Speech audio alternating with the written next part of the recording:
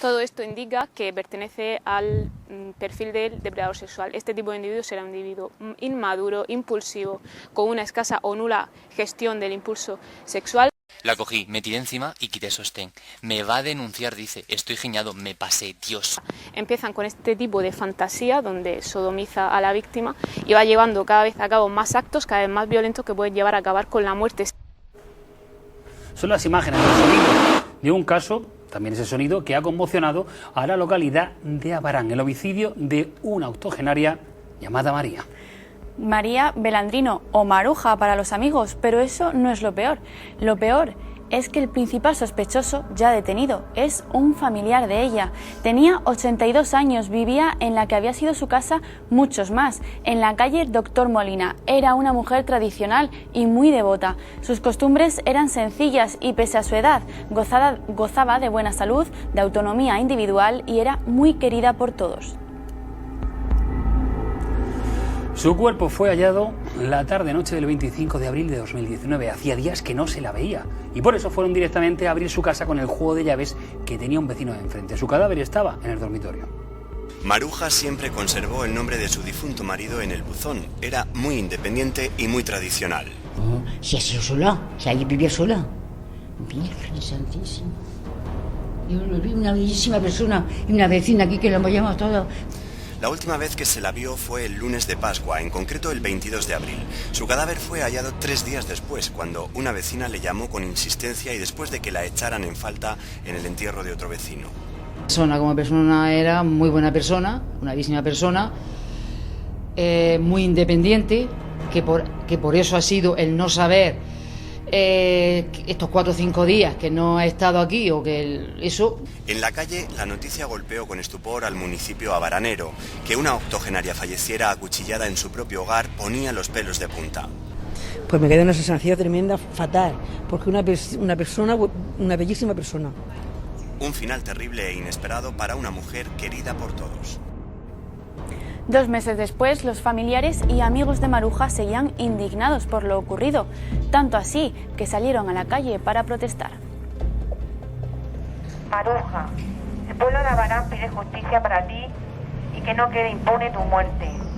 Nunca te olvidaremos.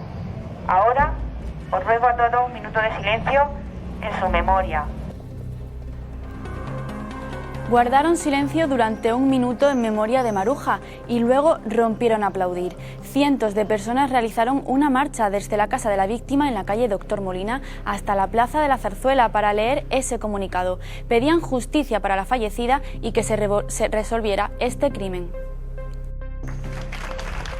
Pues para hacerle un pequeño homenaje a Maruja y para pedir justicia por esta muerte tan injusta que ha tenido.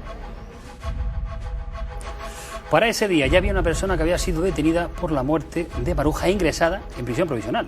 Durante esos 2 meses la Guardia Civil estuvo analizando todos los datos extraídos de la escena del crimen y encajando los testimonios que habían recabado de los allegados de la víctima.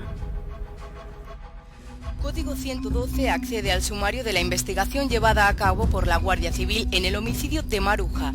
Lo primero que hicieron los agentes fue inspeccionar la casa.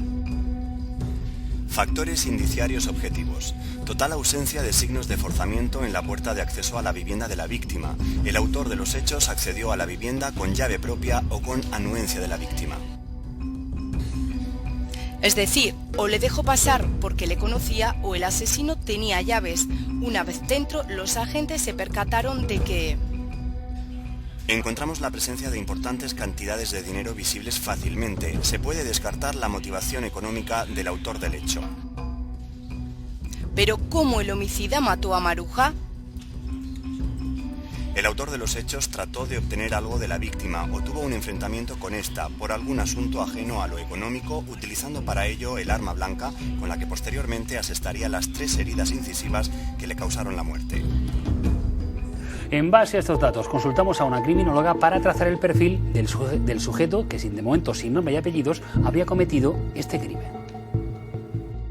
buscaríamos un tipo de agresor impulsivo, violento, que hace uso de la violencia y la intimidación para conseguir sus hechos, pertenecería a su círculo de allegados y la motivación no sería económica en cuanto a que no sustrae nada de la vivienda, sino que sería una motivación personal con un alto contenido emocional, a la vez que denota la existencia de un conflicto previo. Para entonces la Guardia Civil ya tenía a un sospechoso que encajaba en ese perfil, un sobrino nieto de la fallecida. Joaquín, de 37 años, mecánico de profesión en un desguace, hijo de una sobrina de Maruja, fue el elegido por los investigadores. Varios indicios apuntaban hacia él y fue detenido. En el entorno familiar era llamado por algunas personas como el primo Joaquinito. El mismo día en que cientos de abaraneros se manifestaban en las calles por el crimen, la Guardia Civil llevaba a Joaquín al juzgado de Cieza. Van a ver ese momento en el que era puesto a disposición del juzgado de guardia. Fue arrestado de camino a su trabajo, se le registró su casa, se le incautaron 2 móviles y varios cuchillos y también se registró su taquilla en su puesto de trabajo. El juzgado, como decimos, lo envió a prisión provisional como el presunto autor, o al menos en relación con el homicidio. Como hemos dicho, Código 112 ha tenido acceso al sumario de la investigación. En él se recogen los indicios que hay contra el sospechoso. El primero de ellos es que, al parecer, Maruja informó a 3 personas, 3 testigos que han declarado ante la Guardia Civil que tenían miedo a Joaquín porque cuando la visitaba le decía obscenidades y le miraba mal, y que ya no quería abrirle más la puerta de casa.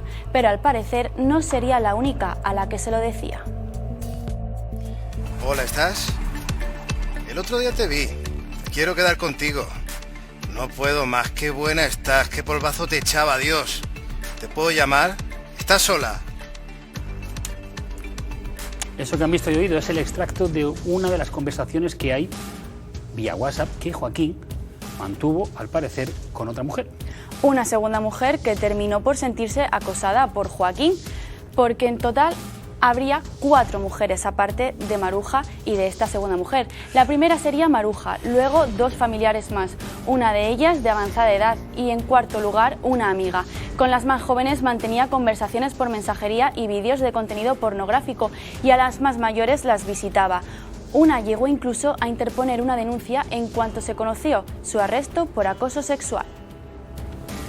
En las conversaciones que mantiene vía WhatsApp con una de ellas, llegó incluso a decir que mantuvo relaciones sexuales con la fallecida, con Maruja. La cogí, me tiré encima y quité el sostén. Me va a denunciar, dice. Estoy giñado. Me pasé, Dios, joder. Llorando ella. Me da igual. Hay que recordar que el hecho de que lo haya dicho no significa, o escrito, no significa que lo haya realizado. De hecho, la víctima, la fallecida, no presentaba signos de agresión sexual. El caso es que con todos estos nuevos datos acudimos de nuevo a nuestra criminóloga, a Inma Olmos, para que nos haga un perfil criminal del sospechoso. Todo esto indica que pertenece al perfil del depredador sexual. Este tipo de individuo será un individuo inmaduro, impulsivo, con una escasa o nula gestión del impulso sexual. Sería capaz de llevar una vida completamente normal, salvo en lo relativo al aspecto sexual, y que encuentra gratificación o satisfacción sexual con el dominio y el control. En cuanto a la peligrosidad de este sujeto de ser así, este tipo de perfil es muy propio a la reincidencia, en cuanto a que se podría contemplar una escalada de la violencia. Empiezan con este tipo de fantasía donde sodomiza a la víctima y va llevando cada vez a cabo más actos, cada vez más violentos, que pueden llevar a acabar con la muerte. Si a esto le sumamos que el individuo consume drogas, es adicto, ha tenido adicciones, en este caso cocaína, que de algún modo altera la percepción, además de que lo hace más impulsivo, pues se juntan muchos factores de elevado riesgo para que siga cometiendo este tipo de actos delictivos, por tanto tiene una elevada peligrosidad. Medio año después de la muerte de Maruja y tras difundirse estos detalles de la investigación, acudimos a la familia de la fallecida. Begoña es una de sus nietas y de las personas más allegadas. Manifiesta que están dolidos por todo lo ocurrido, indignados con el contenido de las conversaciones y por el móvil aparentemente sexual del crimen, y decepcionados por no haber recibido aún una disculpa del entorno del detenido. Entonces, enemigos de Maruja, te pones a pensar, y lo único que podíamos pensar es que ella le tenía miedo a esta persona. Con eso no te quiero decir que pensásemos que había sido él o había dejado de ser él, simplemente que es la única persona a la que ella antes de morir, nos había dicho que le tenía miedo. Y sí que es cierto que se mantenía WhatsApp con una persona en la que él, ahí sí que le decía que, pues, obscenidades acerca de Maruja, de que iba, es que no quiero ni repetir lo que él le decía. Cosas muy fuertes de índole sexual. No he hablado con él ni antes ni después, y menos después si está en la cárcel. Con su madre sí que he tratado un poco a raíz de la muerte de Maruja, pero hasta el día que detuvieron a su hijo. A partir de ese día ya no, pues es una situación, me imagino, complicada para ellos, que un familiar tuyo lo detenga y más presuntamente por haber cometido un crimen de esta índole, pues la verdad, me imagino que la familia estará afectada.